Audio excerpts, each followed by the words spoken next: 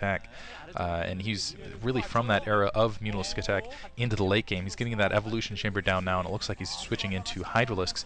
Looks like he's able to take a turret down here. He's going to go for that second turret, probably going to be able to take that out, but the Medic Marine should be approaching shortly to help usher this Mutalisk Attack away. But keep in mind, that's I think that's a pretty good sized grouping of Mutalisks, so he is going to get some economic damage here, able to push up on that WoW, able to kill a significant amount of SCVs, at the very least stop production here at the main, which is really going to help him in the long game here. He's going for that Comsat station, get what he can. Zerglings sweeping around, but no, a huge counterattack going. Wow, this is brilliant by Favian. While GoRush pressed that attack in, I guess Favian was like, well, I can't really defend my base anyway. I might as well inflict as much damage as I can otherwise. Pushing up to that additional expansion at the 10 o'clock position, and right now GoRush has nothing in position to really defend that.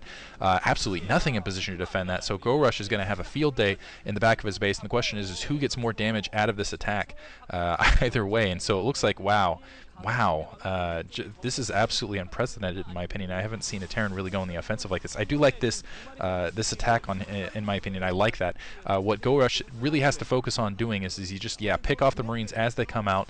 The Favian, it looks like he's going to brush this attack all the way in. I don't know if GoRush actually has the defenses on the front door to stop this. He does have a lurker. He does have another Sutton colony going up. I don't know if it's enough. Losing an Overlord out in the middle of the field. Favian, though, has already lost, basically he's been mining off one base this entire time, and so 2 bases versus 1, it's almost kind of even stage. He can reclaim it fairly easily. Zergling's pushing back out in the field. It's just going to come down to multitasking at this stage. Who's the better multitasker? I would still say I feel like GoRush has done more damage to Favian than the other way around, but it looks like he's got 2 tanks in position, trying to bring those troops back. As soon as those troops get back in position, he's probably going to be able to reclaim that. May not in time, really. Ooh, losing a couple. His Mutalisk getting actually a little bit spread out there. I'm kind of wondering if that Overlord, whatever unit he was using, got destroyed, or maybe that Overlord, got a little too close, so he ended up losing the magic box.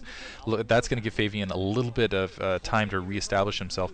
He's got that bunker. I like that positioning to hit both ramps at the same time. Some lurkers in position, a single SCV kind of meandering out to get a good look at this.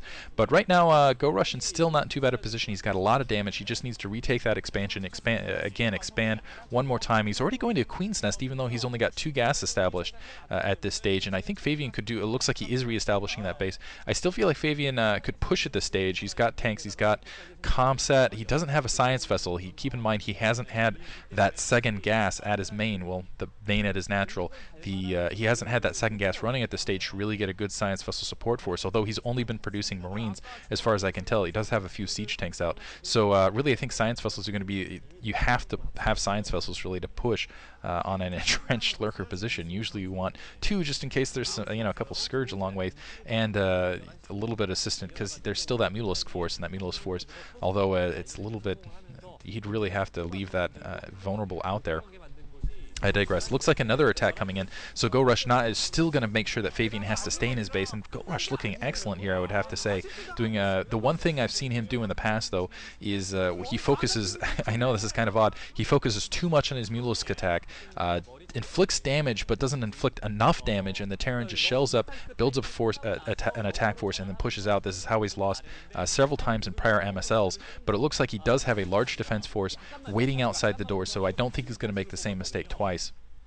The last time I saw them do that, actually, was against the MSL champion Mind, and picking off a lot of Marines here, once again assailing that secondary. I think that Overlord once again kind of pushed up, and it looks like Favian does actually have a pretty good, a pretty sizable attack force, but not doing a very good job of controlling his units there. A couple Marines pushing out, getting killed.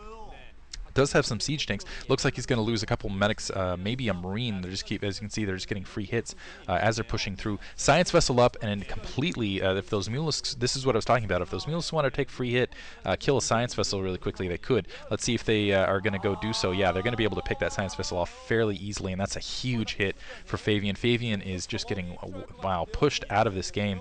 So it looks like the newcomer is, in fact, going to get drawn back. He's trying to get an attack force out in the field. Looks like he has managed to sneak it through, but more lurkers are being morphed in the background. GoRush, again, it's probably going to go back to that same expansion he took down earlier, but honestly, the economic damage that's been inflicted, wow, starport down, that is huge.